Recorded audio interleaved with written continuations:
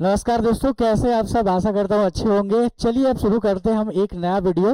इस वीडियो में हम लोग देखेंगे कि यूपीएससी और स्टेट पीएससी जो हैं, इन लोगों ने जो एमसीक्यूज है उसको प्रवेश दिया तो किस अर्थ में इसको प्रवेश दिया, यानी उनकी मजबूरी थी इसलिए उन्होंने प्रवेश दिया, या वो चाहते थे कि प्रीलिम्स परीक्षा में सुधार हो। ठीक है, तो इसका अंतिम में मैं निष्कर्ष बताऊंगा कि यूपीएससी और सीजीपीएससी या फिर अदर तरह के पीएससी, चाहे वो हम देख रहे हैं छत्तीसगढ़ पीएससी है, व्यापम है, एसएससी है, एमपी पीएससी है, ढेर सारे जितने भी संस्थाएं हैं, यानी यूपीएससी के अलावा भी जितने भी संस्थाएं हैं पूरे देश में जो प्रतियोगी परीक्षा करवाती हैं, ये सारे संस्थानों ने एमसीक्यूज को मजबूरी में प्रवेश दिया या सुधार की दृष्टि से प्रवेश दिया।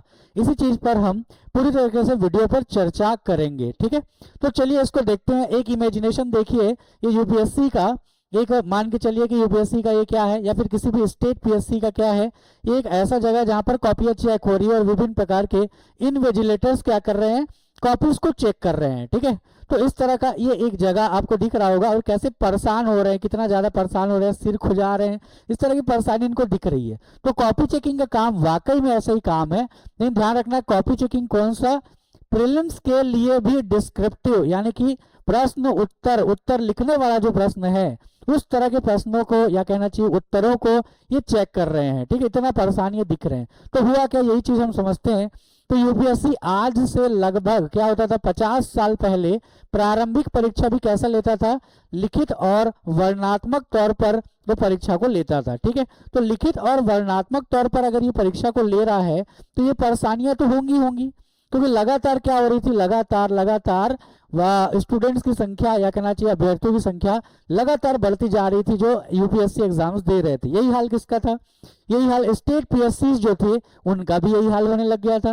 तो हुआ क्या, हर उत्तर की कॉपी में क्या होता था, भाषा अलग होती थी बच्चे की, उसको समझो, फिर उसके बाद शैली अलग होती थी, उसको समझो, फिर लिखावट अलग अलग होती थी, उसको समझो, और मूल्यांकन करने वाले लोग भी क्या होते थे, अलग अलग होते थे। इसलिए कई बार क्या होता था, सेम प्रश्न पर कोई मूल्यांकन करता ज्यादा नंबर दे सकता है और सेम प्रश्न पर कोई मूल्यांकन करता कम नंबर भी दे सकता है। इस तरह की स्थितियां उभरने लग गई थी।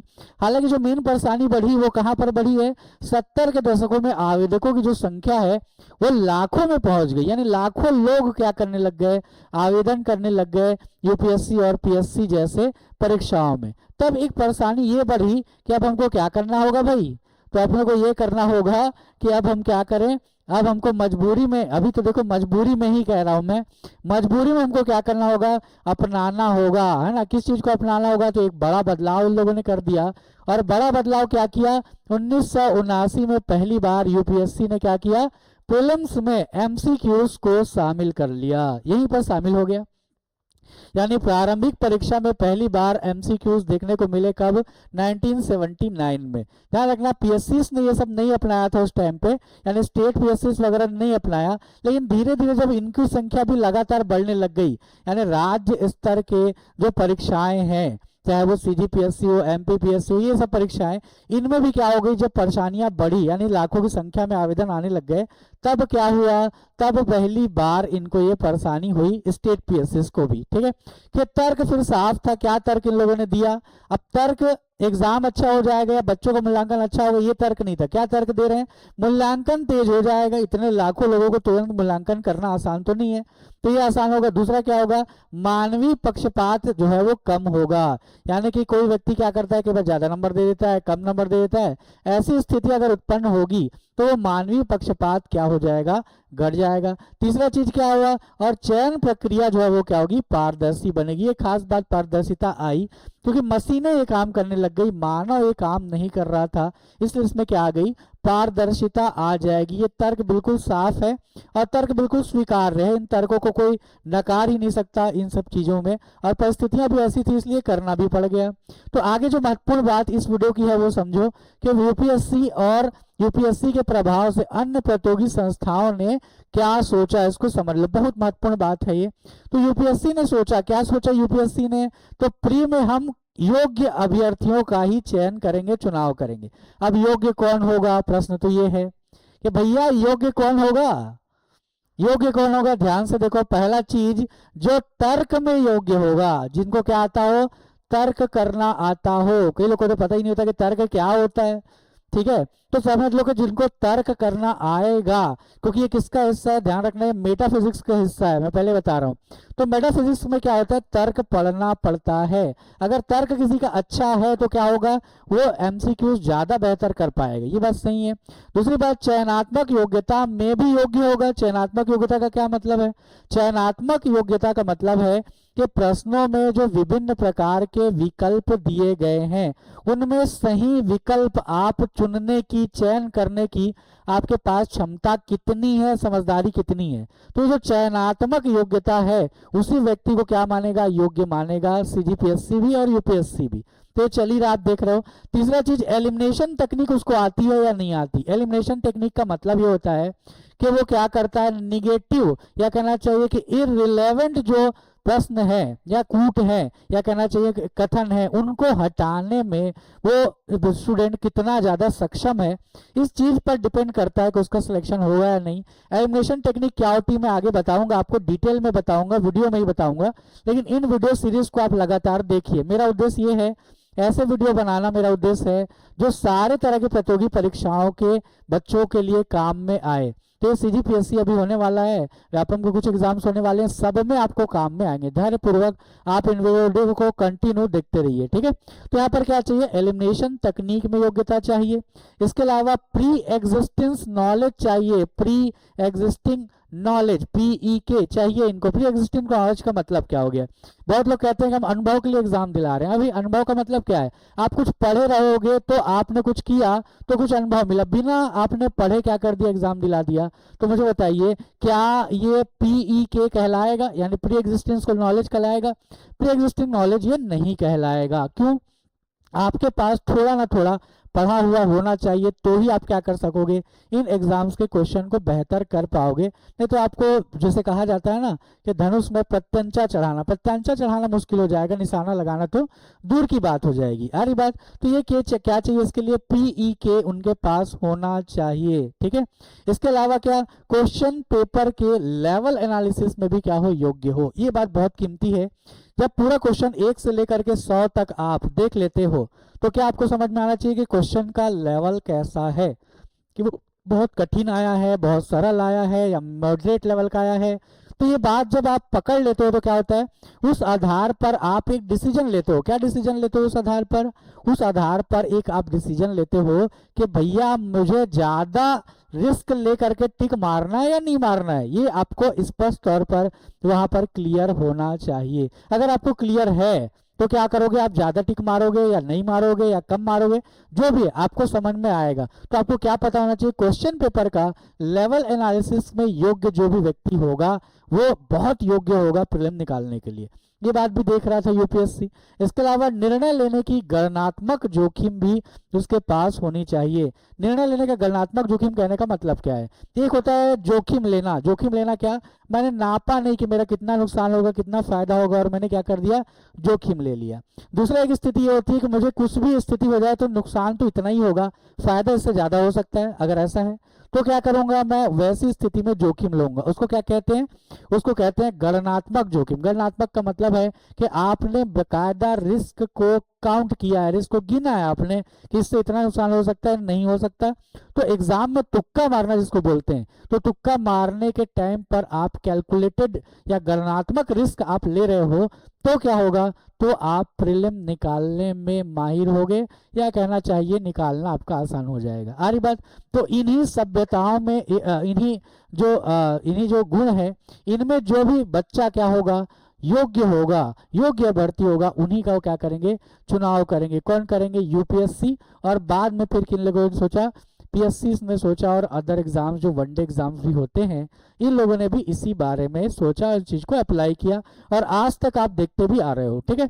इसके बाद आ जाओ, स्टेट पीएससी ने भी यही मॉडल अपना लिया है ना, क्योंकि क्या था, आवेदकों की संख्या उनके पास भी ज्यादा थी, संसाधन उनके पास सीमित थे, और समय का भी भारी उनके पास दबाव था। तो ये करना ही था, मजबूरी थी, करना ही पड़ेगा ही करेगा, है ना। तो आगे आते हैं, इसके बाद और कुछ बातों को समझ लीजिए अब, है ना। तो लेकिन समस्या जो है वो भी शुरू भी हुई, एक नया तरह की समस्या भी शुरू हुई जो आप महसूस भी करते होंगे। तो अब प्रीलिम्स में कठिनाई जो है वो क्या हो गई, बढ़ने लग गई। कठिनाई भी अब बढ़ेगी। कैसे कठिनाई बढ़ने लग गई कि एमसीक्यू क्या हो गए, बेहद ट्रिकी हो गए। बेहद ट्रिकी का मतलब क्या हो गया, ऐसा हो गया एमसीक्यू जो क्या हो गया, आसानी से नहीं बन सकता था, ऐसे हो गए, यानी बहुत ट्रिक बेस्ड हो गए।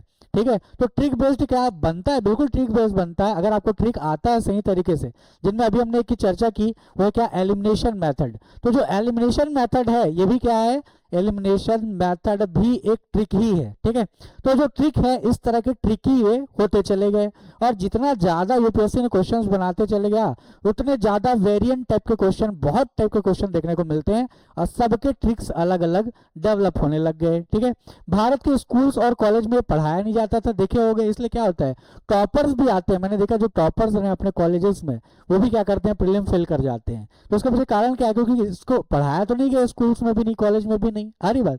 इसके अलावा ये साइकोलॉजी और मेटाफिजिक्स से मेल था। कहने का मतलब ये है कि जो एमसीक्यूज है वो साइकोलॉजी से मेल, मैं दूसरे वीडियो में मैंने बताया, आप ध्यान से देखना उसको। तो साइकोलॉजी जो थोड़ा समझता है उसके लिए फायदे है वो चीज में, यानी साइकोलॉजी के बेस पर वो उसको निकाला गया है, मैंने समझाया, देख लेना आप लोग। दूसरा चीज क्या है, ये मेटाफिजिक्स है। मेटाफिजिक्स यानी फिलोसफी का ही एक हिस्सा होता है वो। तो मेटाफिजिक्स में क्या करते हैं, तार्किकता को सिखाया जाता है, तार्किकता करनी सिखाई जाती है, उसका भी ये बड़ा हिस्सा है। तो ये भी स्कूल कॉलेज में कहाँ पढ़ाया जाता है, तो बहुत कम, जहाँ पर जो पढ़ा है वही पढ़ा है, बाकी लोग तो नहीं। जैसे कहा जाए तो 1-8% लोग भी पढ़ लिए तो बहुत बड़ी बात है, ऐसी स्थिति है। तकनीकी शब्दों के प्रयोग शुरू कर दिए। यूपीएससी और पीएससी, ये देखा होगा आप लोगों ने, शब्द अगर आपको समझ में नहीं आया तो प्रीलिम्स में जो क्वेश्चंस होते हैं एमसीक्यूज, वो आप गलत कर जाओगे। तो तकनीकी क्वेश्चंस भी या तकनीकी शब्दों की संख्या को इन लोगों ने बहुत ज्यादा क्या कर दिया, बढ़ा दिया। ठीक है, इसके अलावा अब इसका परिणाम क्या हुआ, तो प्रीलिम्स की छटनी यानी कि स्क्रीनिंग की जगह क्या हो गई, लॉटरी बनने लग गई, है ना। बहुत लोग आपने सुना होगा प्रीलिम्स का पेपर, उसको लेकर के कहते हैं, जो एमसीक्यू से परेशान भी होते हैं, वो लोग कहते हैं कि भैया ये तो लॉटरी है, निकल गया तो निकल गया। ये सही बात है, क्योंकि लॉटरी जैसा लगेगा ही लगेगा। क्यों लगेगा, क्योंकि कई लोग क्या कर रहे हैं, इसकी पढ़ने की सही टेक्निक या एमसीक्यूज को हल करने की सही टेक्निक या एमसीक्यूज का इतिहास वो भी नहीं जानते हैं। इसलिए क्या होता है, उनको एमसीक्यू हल करने की सही तकनीक का पता नहीं होता है। इसलिए क्या होता है, लॉटरी जैसा वो लगता है कि लग गया तो लग गया, नहीं लगा तो गए, है ना, हो गया तो जीत गए, नहीं हुआ तो हार गए, ऐसा चलता है।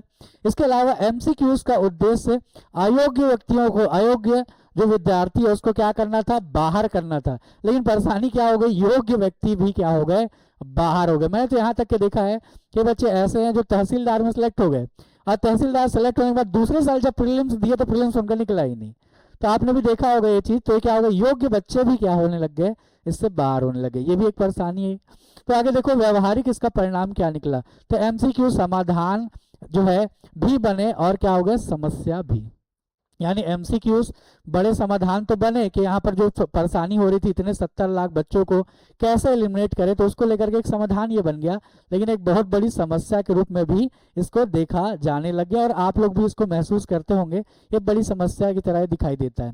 तो अंतिम निष्कर्ष क्या है हमारा, यूपीएससी और अदर कॉम्पिटिटिव इंस्टीट्यूट की सच्चाई यह है, क्या है सच्चाई, या इन संस्थानों ने एमसीक्यूज को इसलिए नहीं अपनाया क्योंकि वे आसान थे। आसान तो है नहीं, एक बात दिखता ही, आसान थे इसलिए अपनाया नहीं, इसलिए अपनाया क्योंकि व्यवस्था को बचाना था। यही एक बात है, व्यवस्था को बचाए रखने के लिए क्या किया गया, एमसीक्यूज को अपनाया गया। इसके अलावा एमसीक्यूज कोई आदर्श भी नहीं थे, वो उस समय की क्या थे, व्यवहारिक मजबूरी थे, और आज की भी ये क्या है, आज की भी ये व्यवहारिक मजबूरी है। इसलिए प्रत्येक प्रतियोगी संस्था या कहें भारत भर की जितनी भी प्रतियोगिता आयोजित करने वाली जो संस्थाएं हैं वो सभी इस चीज को अपना रही हैं। आ रही बात, ठीक। आगे बस टिप, कुछ ना कुछ तो टिप्स चाहिए होगा, तो मेरी तरफ से क्या क्या टिप है एमसीक्यूज को लेकर के। तो देखिए मैं टिप पहला दे रहा हूँ, प्रीलिम्स में ये मत सोचिए कि मुझे साबित करना है कि मैं कितना गहरा जानता हूँ। आप गहरा जानते हो उसकी परीक्षा कहाँ पर होगी, मेंस में होगी।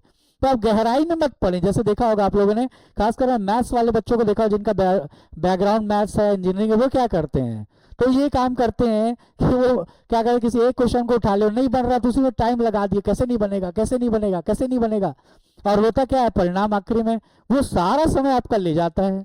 हरी बात समझ में। तो इसलिए क्या कहा, इसलिए ये चीज समझ लीजिए कि मुझे साबित करना है कि मैं कितना गहरा जानता हूं। अगर आप इस ईगो में आ गए तो ध्यान रखना प्रीलिम निकालना मुश्किल हो जाएगा, या एमसीक्यूज जो है वो सारे एमसीक्यूज का हल करना मुश्किल हो जाएगा।